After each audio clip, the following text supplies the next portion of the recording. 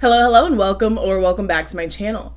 So in today's video, I do want to talk to you about two groups whose music I am really loving right now. So I do just want to let you know a little bit more about both groups and give you some background information, and then hopefully from all of that, I will inspire you to go ahead and check out more of their music. If you have a TikTok or Twitter account, I'm sure you've seen the viral videos within the last couple of weeks of two girls running through places and singing their song with a fisheye lens. The name of that song is You Wish, and the name of the duo is Flyanaboss. The duo is made up of two best friends, Bobbi and Folayan.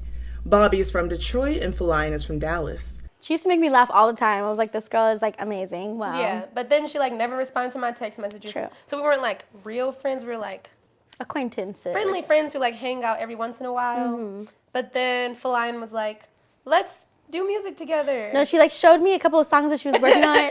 She was like, you gotta listen to this, hot fire. So she played it for me in the car one day.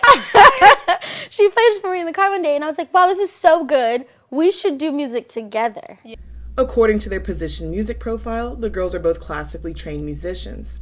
Their profile goes on to say, their messaging, witty rhymes, gritty production, impeccable timing, confident expression, ownership of their sexuality, and keen pulse on the inner consciousness of the millennial, Gen Y, and Gen Z put them in the perfect position to take over your entire timeline and playlist.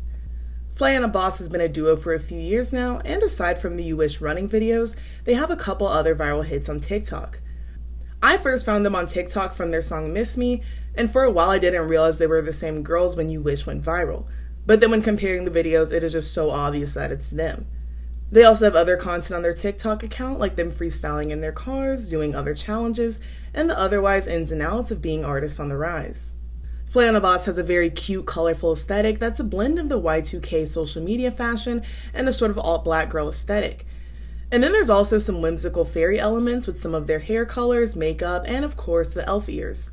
I've seen a couple people online make comparisons to Doja Cat and Rico Nasty, both aesthetically and in their delivery. Flyanaboss has been putting out music together at least since 2019, and they tend to stick to more droplet releases and doing one or two singles at a time. Their lyricism is punny and punchy, and it makes a lot of black culture and pop culture references. In addition, a lot of their music talks about friendship, self-confidence, and other topics like being introverted. Though the songs typically only hover around the 2-minute mark, Flyanaboss does show a range of diversity in rapping and singing across their discography. The songs are mostly hip-hop and pop, but there are some heavily R&B and jazz-influenced songs as well. Most are upbeat and lighthearted, and they talk about being cute, self-assured, and of course getting money. But others do talk about dating and how men can suck sometimes.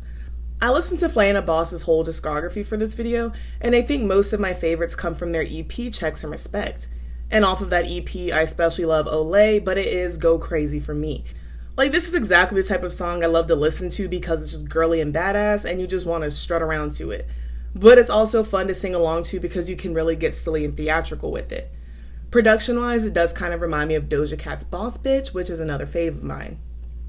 Aside from the EP, I'm also a huge fan of Really Really, which is definitely Lizzo influenced, as well as Mango Bananas because I love the pun. Basically, what I'm saying is if you're only familiar with You Wish, go run, no pun intended, but go run and check out the rest of Flyanaboss's discography.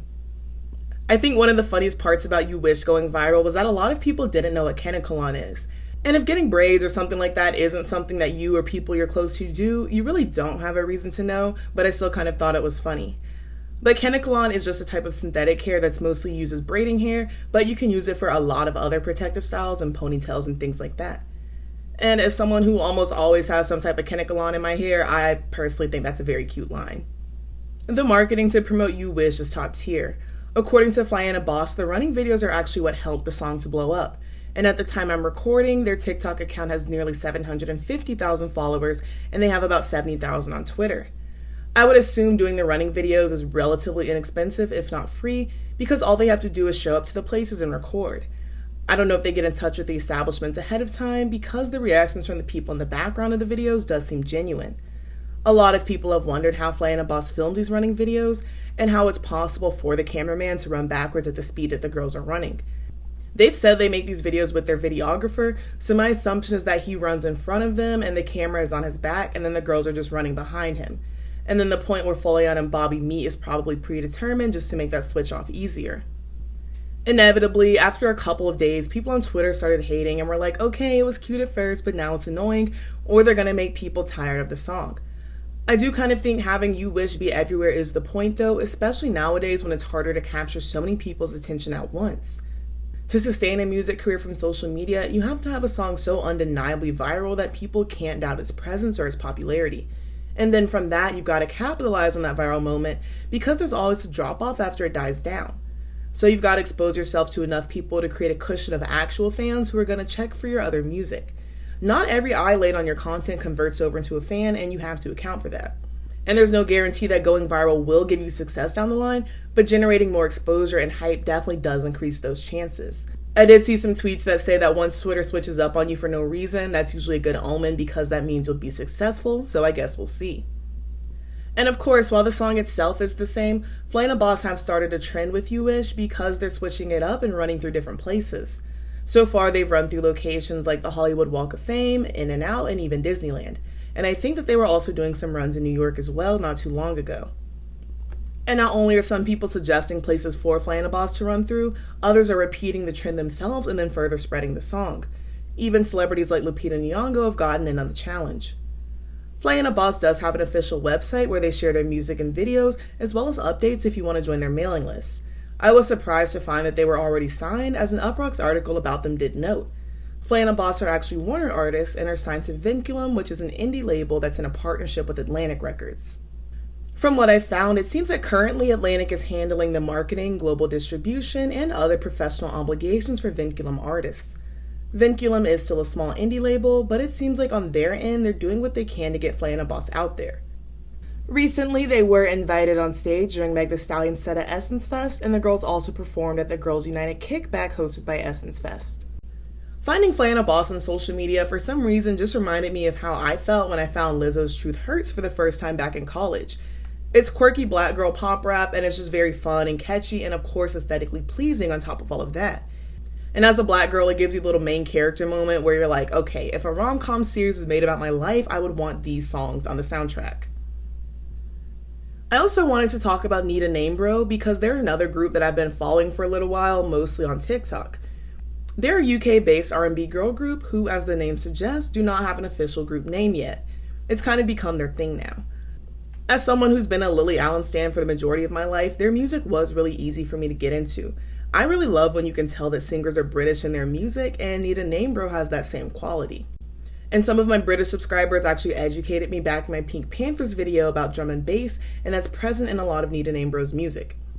Drum and bass originated in the UK rave scene around the 90s and is actually present in a lot of British pop, which is something I find makes it sound very distinct from American pop in a lot of cases. I used to always think of the Powerpuff Girls when I heard drum and bass, but a recent example of a pop song with a drum and bass sound that I'm really loving is Leanne's Don't Say Love. That drum and bass sound really hooks you into the song, but also keeps it moving at an upbeat pace, if that makes sense. This is even the case in slower songs, Better Love being an example of needanamebro's, where it adds a little oomph to a song that would be otherwise slower. needanamebro is composed of 3 friends, Amelia, Izzy, and Maddie. All 3 girls have been singing their whole lives, and Izzy and Maddie actually went to performing arts schools. Amelia and Izzy became friends first, and later recruited Maddie into the group. All 3 girls are roommates now, and after a year of working and training together, they made their debut with the single I mentioned earlier, Better Love. needanamebro is still a very, very new group. Right now, they only have 3 songs out. And currently, they're all in that R&B drum and bass pop realm. Most of the lyrics are about love and heartbreak, as well as self-love. And then, of course, there are themes of friendship and sisterhood that are also evident. I'm a huge fan of their second single, Not a Lot Left to Say, as well. Like, it's sad and it's melancholy, but you also just can't help but bop to it. I might like the harmonies on Better Love just a little bit more, just because they're so powerful, but honestly, I love both. But their most recent song, Netflix, is definitely my favorite out of the 3. It's been on heavy repeat for a couple weeks now, and it is definitely a contender for one of my songs for the summer. It's still in that sort of heartbreak realm thematically, but I love songs that have that fuck you, get out of my face energy instead of the more overtly hurt sounding ones. The drum and bass is in full effect, and the production ducks in and out of the song around the girls' vocals in a way that seems like their unrelenting reminder that you fucked up, but they're gonna be good regardless. Like, I don't know, I just want to move crazy when this song comes on. They're also marketing the Netflix song with choreography and encouraging others to do it and upload, or just do it if they need to get over a breakup, or just because it's fun and you want to. On their website, needanamebro has a little suggestion box to submit a name for the group. So I would definitely love to read your suggestions down in the comments, but also go to their website and drop your suggestion there so that it doesn't get taken, of course, if it is that serious to you. I think this is another smart marketing strategy for the group because it lets fans feel as if they're participating in something even if they don't end up changing their name. In their coverage of the group, The Guardian perfectly described needanamebro's marketing as building a fan base through an intriguing mix of 90s haunt housing, an odd-style journey, and modern-day social media intimacy, and I could not have put that better myself. needanamebro is also signed to Warner and Atlantic. They're managed by Modest Management, which has managed other successful acts like the Spice Girls, Little Mix, One Direction, and 5 Seconds of Summer. Also, one thing that I really love about both groups actually is that they sort of reinforce this idea of being normal in a sense. Like, of course, going viral on social media and being viral pop stars isn't the most relatable thing, but I really love how, especially fashion-wise, they're sort of calling back to girl groups and artists of the 90s and the 2000s. Not only do they clearly wear a lot of pieces inspired by that era, but also just clothes in general where I could probably find and afford the same pieces or something similar. And they're not the only groups doing this, but I don't know why I like it so much, but I do. Especially for this type of weird 20-somethings trying to figure out life and look cute doing it vibe that a lot of these girl groups are putting out recently. And by no means do musical acts have to be these down-to-earth relatable girls for me to get into them, but I'm saying I like when groups aren't afraid to lean into it when it makes sense for their sound and their branding. And on another note, I don't know if there's anything to be made of this beyond me saying it, but I was surprised to find out that both groups are signed to record labels, Atlantic actually. You could argue Flyanaboss is more indie though, but they're still involved with Atlantic. But my point is, I honestly assumed that these were just young women who, through going viral, were hoping to catch a label's attention or something like that, and I was unaware that they already had. It doesn't matter to me because I'll be streaming regardless, but it does highlight how labels are trying to keep up with the times. Because I guess when you see someone on TV or on the radio, you kind of assume that there's some type of machine behind them, but with social media, it's getting harder and harder to tell. And I think this is where a lot of the industry plant accusations stem from, where people sometimes feel like they were tricked into supporting undiscovered artists who weren't already signed. But on the other hand, it's not like being signed guarantees success or virality, as we've seen. And labels are supposed to market their artists, like really they just are. I think people just tend to treat social media as this more equal playing field, so it feels like an unfair advantage when people who already have label support come to market on social media. But also, by not marketing on social media, you'd be missing out on a direct line to your main audience, especially if you're catering to Gen Z and younger millennials. And often these artists are capable of marketing themselves better through social media than other means because they themselves are on social media and know what's fashionable and trending amongst their peers. I don't really find this inherently bad, more so just something that surprised me.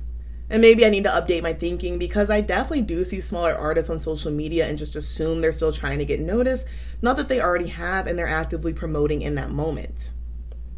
So as I've been saying for like months now, I am so freaking optimistic for girl groups, like the British groups, the American groups, all of it. This is going to be a fun time for groups and I'm so excited for it. So make sure you let me know your thoughts on Flyanaboss. Make sure you let me know your thoughts on needanamebro and also suggest a name for them if you feel so inclined. And just overall let me know, I guess, your thoughts, your feelings, your vibes. And before I say love you and leave you, it is that time again to talk about Try Treats. I feel like I've been with them for almost, if not a year now, and within this past year, I've gotten to try so many amazing international snacks. Because with Try Treats, you do get to try snacks from all over the world. Each month, you get a box containing snacks from a different country, and these boxes also come with little information cards. That way you know exactly what's in your box, and you also get to learn more information about the country that your snacks are from. And this month's snacks are from Serbia and Croatia. So definitely hands down, one of my favorites this month were these Coastland, I'm not really sure how to say that, vanilla wafers. And I feel like no matter what country they're from, anytime there's some vanilla wafers in the box, they just end up being a fave because personally I do love them. And hands down, no contest, my favorite this month was this Dorina milk chocolate with biscuits inside, which for us Americans is more like a cookie. It's kind of like if you took those vanilla wafers I was just talking about and put them inside some milk chocolate, so you can only imagine how good this is. And if you get the box, you can taste it and you don't have to imagine. And those Dorina chocolates are actually one of the most popular candies in Serbia and Croatia, and it's like, to me, it's so obvious to see why. So if you are ready to try some international treats for yourself, or even if you just want to gift them to a friend or family member, you can use my code NaomiCannibal for 15% off of your first box. That way you can start enjoying international snacks from all over the world. And when you do, be sure to let me know what your favorite ones are. As always, thank you so much for watching. Be sure to like, comment, and subscribe so that you can stick around for more. Also, make sure you follow me on Twitter so that you can keep up with me there. And if you'd like to become a channel member, the link is in the video's description. Again, thank you so very much for watching. I love you so very much, and I will see you so very soon. Bye-bye.